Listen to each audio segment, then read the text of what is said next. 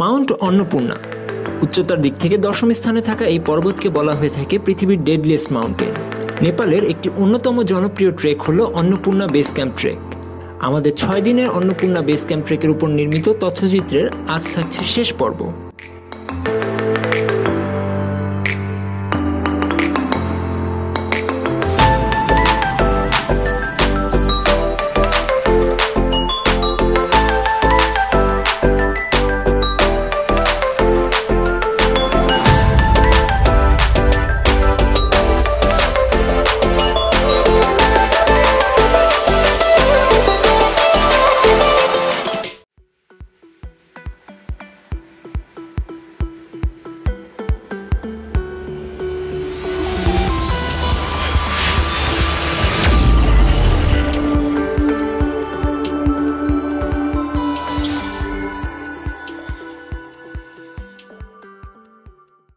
Please subscribe our channel and press the bell icon.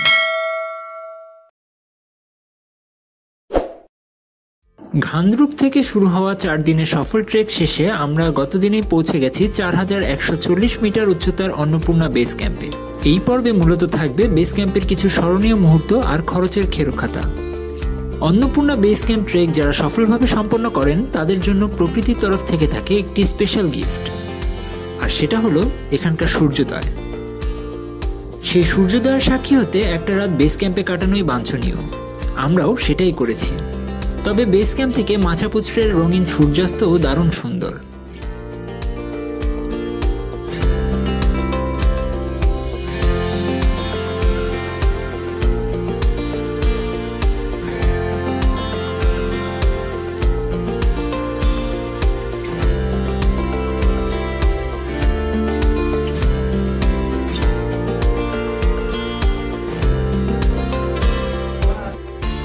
রাতে লজগুলোর ডাইনিংয়ে বসে দেশ বিদেশের ট্রেকারদের জম্পেশ আড্ডা।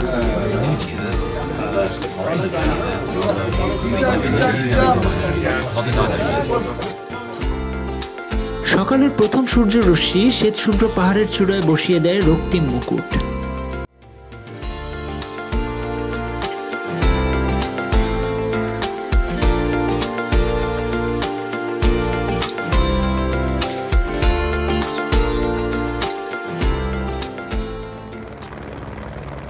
ভোরের আলো ফোটার পরপরই বেস ক্যাম্পে নিয়মিত শুরু হয় হেলিকপ্টারের আগমন।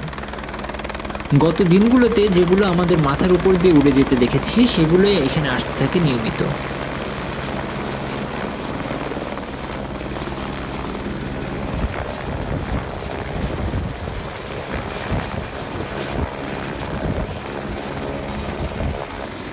মূলত বেস ক্যাম্পের প্রয়োজনীয় জিনিসপত্র আর ট্রেকারদের আনা নেওয়া করে থাকে এগুলো।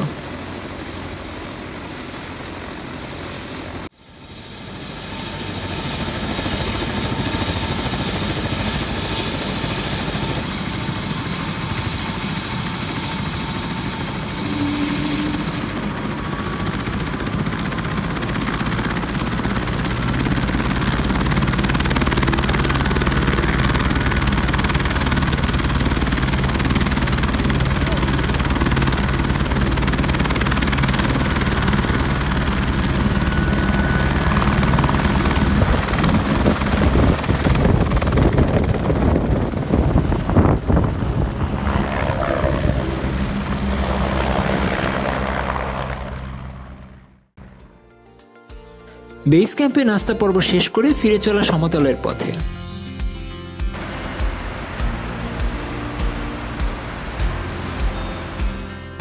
পথিমধ্যে এক রাত লোয়ার সিনোয়ায় কাটিয়ে আমরা এগোচ্ছি চমরংয়ের পথে।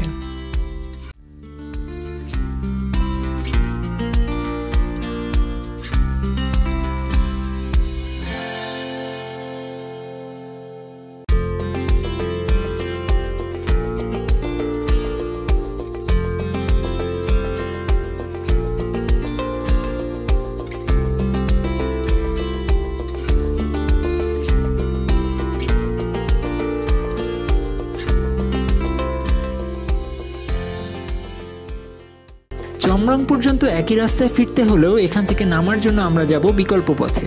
তবে তার আগে অবশ্যই চমরং থেকে নিয়ে নিতে হবে এক্সিট সিল। চমরং থেকে ফেরার সময় আমরা ফিরব ঝিনু হয়ে। ঝিনু হয়ে ফেরার মূল কারণ তিনটি। প্রথমত, চমরং থেকে ঘান্দ্রুকের তুলনায় রাস্তা কম এবং তুলনামূলক ঢালু থাকায় সময় কম লাগে। দ্বিতীয়ত, নতুন রাস্তার নতুনত্ব। আর তৃতীয়ত, ঝিনুর এই পথেই পড়বে প্রাকৃতিক হট স্প্রিং।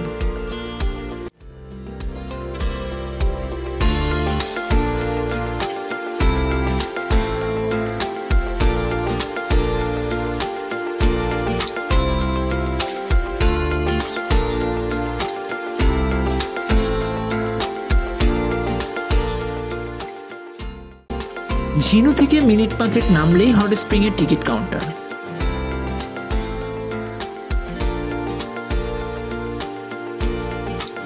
মাথা পিছু 100 রুপির টিকিট কিনে সামনে এগোনোর পালা।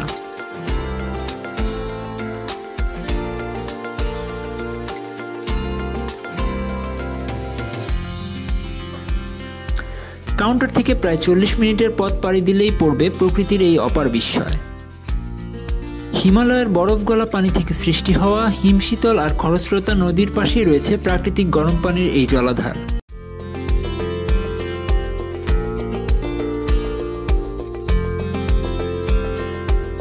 কুসুম কুসুম গরম পানির প্রস্রবণকে সংরক্ষণ করার জন্য কৃত্রিম ট্রাবের ব্যবস্থা করা আছে এখানে। টানা 5-6 দিন ট্রেকের ক্লান্তি আর গোসলের অভাবে সৃষ্ট শারীরিক আকুলতা নিমিষেই দূর হয়ে যায় এখানে। সে কারণেই হয়তো দেশ বিদেশের পর্যটকে মুখরিত থাকে জায়গাটি।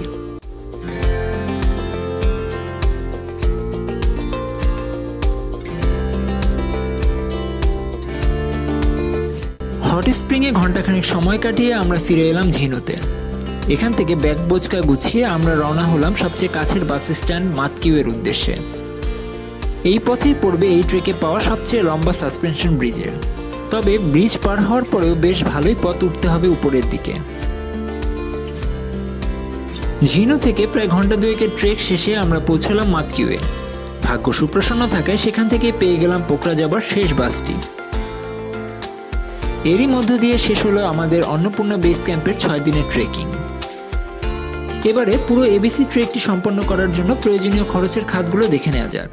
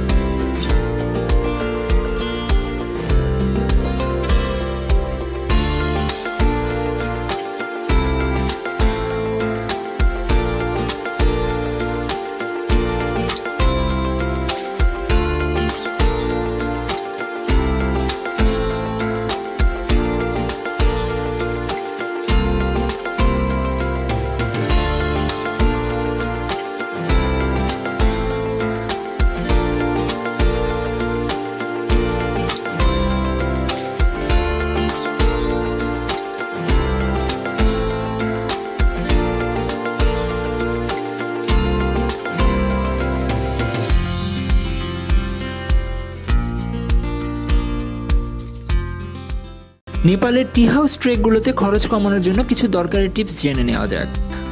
আপনি যে লজেই উঠবেন না কেন, খাবার এবং থাকার ব্যাপারে প্যাকেজ হিসাবে অবশ্যই ওঠার আগে দামাদামি করে নেবেন। নেপালের লজগুলোতে উচ্চতার সাথে সাথে খাবারের দামও বাড়তে থাকে পাল্লা দিয়ে। তাই সাথে করে পর্যাপ্ত শুকনা কিন্তু পুষ্টিকর খাবার নিয়ে ঘুরবেন, এতে করে খরচ ও সময় দুটোই বাঁচবে।